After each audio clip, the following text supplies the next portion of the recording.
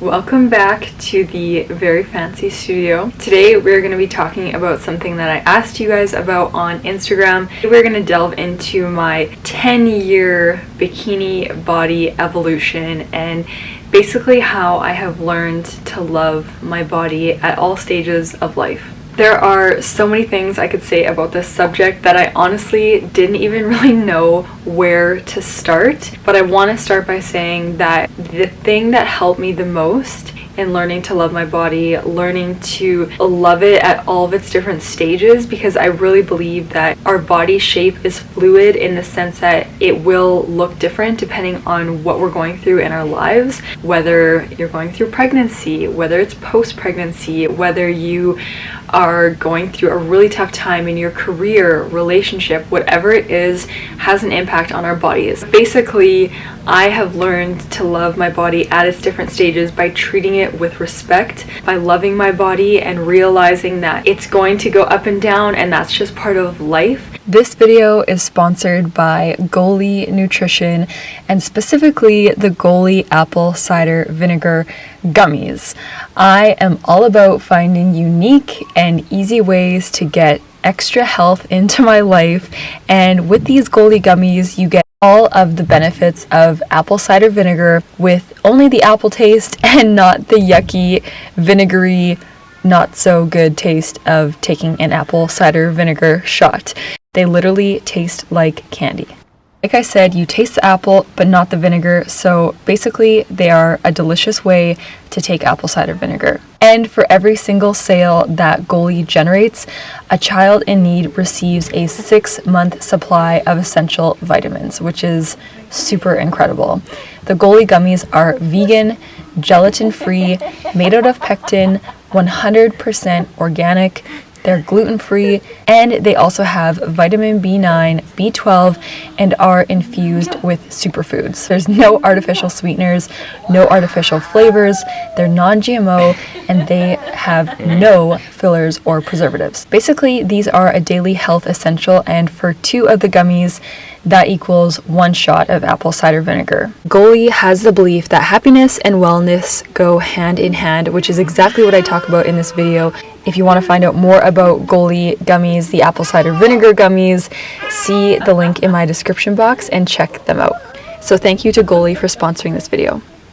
So anyways, let's go through this 10-year bikini body evolution. It was just the 10-year anniversary of me winning Miss Teen Canada World, so that's where we're gonna start. So when I was 16 years old, I was one of those teenagers who could eat whatever they wanted and it didn't impact my body. I was a very slim woman, young woman, and that's just how I was. I was pretty active, but like I didn't try. And then years went by, like I was 18, 19, 20, and I'd probably gained like 10 to 15 pounds, but a lot of it as well was just not being just so like the skinny, lanky teenager. And I had also put on a decent amount of muscle because I entered university and was super active. I really got into like hot yoga, lifting weights at the gym, and so I was still quite slim. And then I decided to compete for Miss Universe Canada 2013, which is kind of where things really got not so good, and my relationship with my body really was not good at all. Is what basically happened is I started getting so obsessive that the person that I was seeing in the mirror wasn't what my body actually was. I was seeing something that wasn't as skinny as I was. I was losing weight, I was barely eating, I was working out excessively. I've talked about this in some of my other videos, so if it is repetitive for some of you who have seen my other videos, I apologize. I would basically have like a protein bar. I'd cut it in half, I would go out for a run, have half the protein bar, do whatever I had to do a second workout, have the other half of the protein bar, and that's what I would eat in a day. Other times I would have egg white omelets with spinach, only egg whites, only spinach, nothing else, sometimes salsa. That was like a treat. I was very, very restrictive, super restrictive. Sometimes I ate like 1 apple in a day. It was really bad, and what's so crazy is that people would comment on my body, and people will go back and share those pictures and comment on those pictures and be like, your body was perfect here, you looked amazing, look at your abs, this was the perfect body. When in my mind I was hating my body, I had no confidence, I had no self-esteem. I remember sitting backstage at Miss Universe Canada 2013 thinking, I'm too fat, all these other girls have better bodies than me, they're more beautiful than me, they're way better than me, I'm never gonna win, I'm not good enough. All of these negative things were going through my mind. And so then things kind of stumbled out of control the other way, in that I was just eating whatever I wanted. I didn't care about working out anymore, and I gained probably 25, maybe even 30 pounds. That was probably the most I don't know exactly what I weighed, but how I felt anyways was probably the most I ever weighed. I was just super unhappy. Then I started getting back into running, yoga, for the love of it, for the passion, treating my body with more respect. Then I decided to compete for Miss Supranational Canada. I basically was told I had to lose like 15-20 pounds. So I started down the path that I was at Miss Universe Canada 2013, but it wasn't as bad, as dramatic. I felt then like I was, really fit, really strong. I felt confident with myself, but I was told that, I was told that my body wasn't good enough, that I should have been like I was in 2013. Almost like, what's the point of going to Miss Supranational, because this body was pretty much trash, like this body wasn't good enough. And so I felt good about myself at that time, but I was strongly criticized. Came back from that, I was first runner-up in Miss Supranational, and that is when I didn't get crazy off track in terms of like hating my body. I wanted to treating my body better and better and have that be my goal. And I think in the back of my mind, I wanted to compete at Miss Universe Canada, but I wanted to do it my way. I wanted to be confident in myself. I wanted to love myself and love my body. So I started that journey. And then lo and behold, I decided to compete at Miss Universe Canada 2016. I was running, working out. I ran my first marathon, my first full marathon. I was doing yoga, and I was super happy in the place that I was with my mental and physical health. And I knew I'd be met with criticism, but I really felt like I was treating my body well. I was strong. I felt resilient, all the things. Went to Miss Universe Canada. I was told that I have everything it takes to win Miss Universe, but I don't have the Miss Universe body. My only problem is my body. I just thought, what? I love my body. I feel good in my body. I feel really good about myself, and I might not be your typical, beauty queen or whatever. I don't look like I did 3 years ago, because I'm not the same woman I was 3 years ago. I am more confident now. I am more sure of myself now. I am healthier mentally and physically now than I was then. It really started to take a toll on me, because I felt like I was in the best place physically and mentally, and yet it was told again and again and again. I was told that it was a problem. My body was a problem. It was the problem. It wasn't good enough. I just felt like kind of giving up, and I kind of did give up. I kind of threw in the towel, honestly. Lost myself, lost why I started everything. I still loved who I was, but I realized that no matter what I did, I would still be criticized, I guess.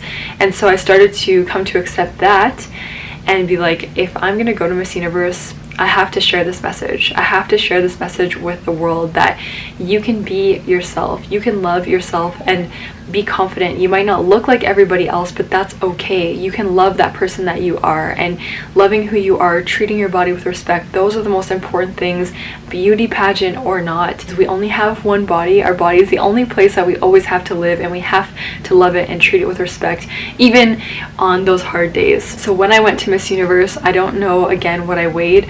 After Miss Universe, I met Brennan, and that's really when I started to really get over everything, really be fully myself.